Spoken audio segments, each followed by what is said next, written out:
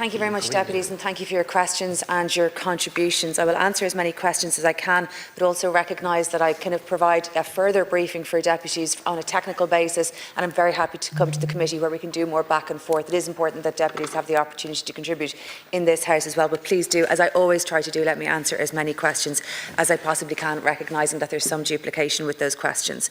The question of 2010 is simply the point of skeletal maturity, and that was the initial look back to account for the children who are still children.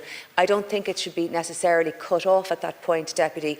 I do think that we should prioritise the children first before people who are now adults. I do recognise that I have a transitional model of care for those who are in that 16, 17, 18 space moving into the adult care, but I will discuss it with the CEO of the HSE. There's no desire to exclude, there never is.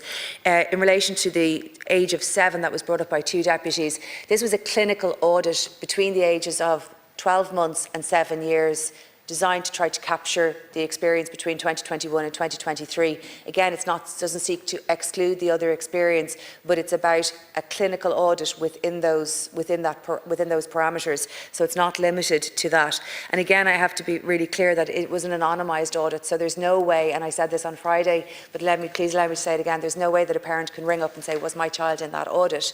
Because I don't know. CHI don't know. It by definition was an anonymised clinical audit. While we are prioritising this follow-up, and the follow-up and the care is most important, let me say 2 things. One, I completely respect that parents shouldn't have to walk into a hospital where they've had, or they feel they have had, or worry that they have had a negative experience. We do need to provide a follow-up, but there has to be a measure of flexibility in that, and I will discuss that with the HSE as well and CHI. So I do not expect parents to have to go back either to the same clinician or in the same process, but that's going to require us to have more flexibility. Deputies also referenced the impact on service delivery, which has to be taken into account. We have a finite number of healthcare professionals. We are trying to grow more. There is an interplay between these different things. The other expert review panel necessarily must be independent, external. I appreciate there's different perspectives on when I should have commissioned that, but having received the report, I think it is really important to get the recommendations and act on them as expeditiously. I appreciate there are some deputies who would have taken a different approach. That's as may be. The important thing is that it's done as quickly as possible. In relation to the letter from Cappagh, let me just say, and I've confirmed with the CEO of the HSE, that letter from Cappagh went to about 20 people. It was the same group but a different reason. It is not intended it's slightly different. The letters haven't issued yet either to Cappagh or anywhere else, as I understand it. But just to be clear, those parents got a call this morning to say that they could of course bring both parents or additional guardian or whatever else. So that is something slightly different and not related to this. I do recognise the limitations with the phone line. That really was an effort to provide some answers to people over the weekend. But the people at that on answering those questions, they don't have any more information than I have, and it was just an initial signposting opportunity to have a clinical ear for parents at the earliest stage over the weekend rather than leave them in total silence. The other questions that have been raised, the accountability and the why, so many different questions asked in relation to this. Can I just say my broad view about accountability in relation to the individual clinicians? There are really 2 mechanisms available for that within the employment law structure and within the professional registration regulation space. I do not have the capacity to fire a consultant in any context. Even if you think about the circumstances in relation to Limerick, where the CEO of the HSE made various steps against people working in the healthcare system, there's those issues went to a court process that is well publicised, even the taking of those different steps. I think there is an imbalance between the fair procedures that individuals have the protection of in all cases, not just in a criminal process, but in employment law processes and in other accountability processes.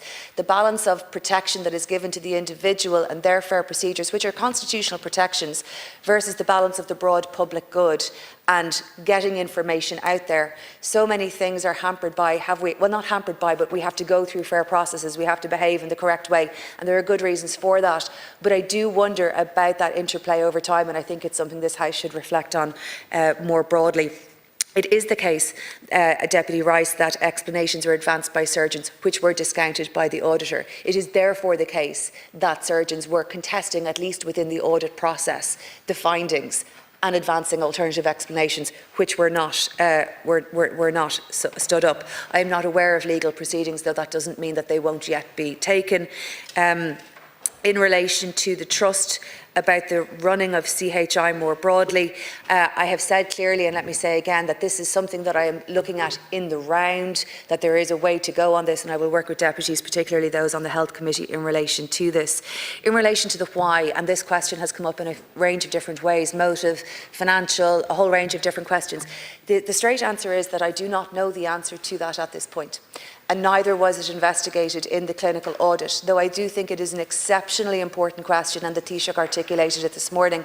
I would like to take steps to reflect on how we might get to the bottom of that, recognising that I think it's important that we also get the NIGAM report, which is linked to these different issues within orthopaedic surgery. So perhaps deputies would allow me to get that report also, and then reflect on those questions about motivation and how we might get better answers in relation to that.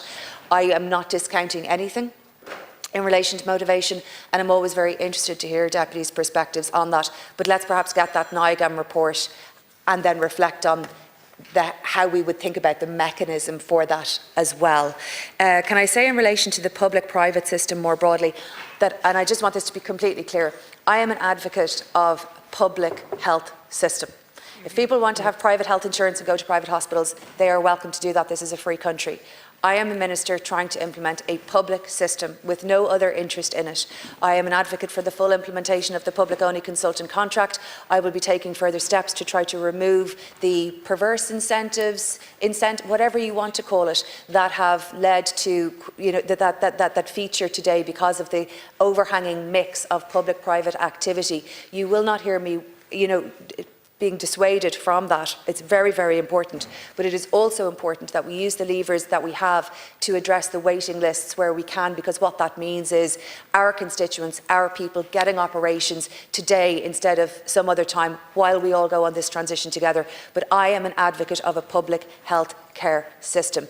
There is no advantage to having insurance in the paediatric system in particular, and I do not want to see hospitals asking people, do they have insurance really ever again. It is not important or relevant in a public hospital. So just to clarify that, in case that needs clarifying.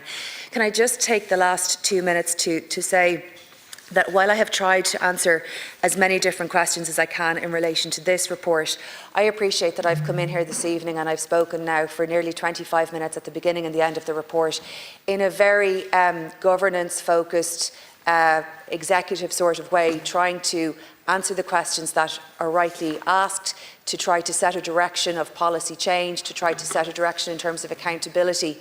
Can I take my last 2 minutes to just speak about it as a public representative, and in the same way that all of the rest of you have these very, very, very personal concerns about what has happened. Like you, I am deeply aware of the impact of surgeries being done to small children that were not warranted. I am aware of the feeling that parents will have had be hearing that a surgery was warranted and making a decision to either have that surgery or not have that surgery, as the case may be. The responsibility that parents take upon themselves to follow clinical advice, and the lack of alternative information that is available to them. It's like reading Chinese on the Chinese sign being on the wall, and only the doctor can read Chinese. You have no choice in many ways but to follow the guidance. That responsibility that a clinician holds is enormous. And where that responsibility has been used in a way that is wrong is hugely problematic, but where it is used in a way that is casually wrong and has implications for the small bodies of small children is, as you have all said, unconscionable. And I want to just take that time to say that, so that my response is not one that is removed from the feeling of these things and is overly focused on the executive response that is appropriate and necessary, and it is important that you hold me accountable in relation to that. But I did just want to take that opportunity to recognise that this is something that is deeply hurtful, that has caused enormous worry to so many parents who thought that they were taking the right steps on behalf of their children in a properly governed, properly functional system with professional consultants making correct decisions. And I do just want that other perspective also to be heard very clearly. I know Ministers of State have articulated it, I know the deputies on this side of the House, I know the deputies of this side of the House have articulated it, but we do that as a collective, and I just want to take the time to make sure that that is done by me also. Thank you.